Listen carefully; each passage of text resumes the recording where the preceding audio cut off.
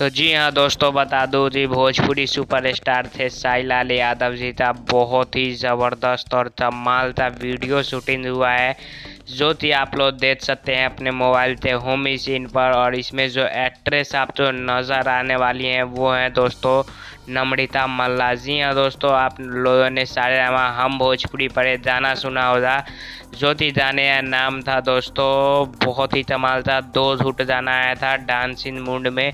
उसी गाने में जो एक्ट्रेस थी वही नज़र आने वाली हैं इस गाने में भी, और बहुत ही हाई लेवल पर ये गाना शूट किया गया है। देख सकते हैं आप इतने ज़बरदस्त तरीके से डांसिंग मूड में शूट किया गया है, और बहुत ही ज़बरदस्त सेटअप भी लगाया गया है इस गाने के लिए। तो बहुत जल्द ये गाना आप लोग के बीच में आएगा, तो आप लोग तैयार रहिए एक नए गाने के लिए नम्रता मल्ला के साथ में।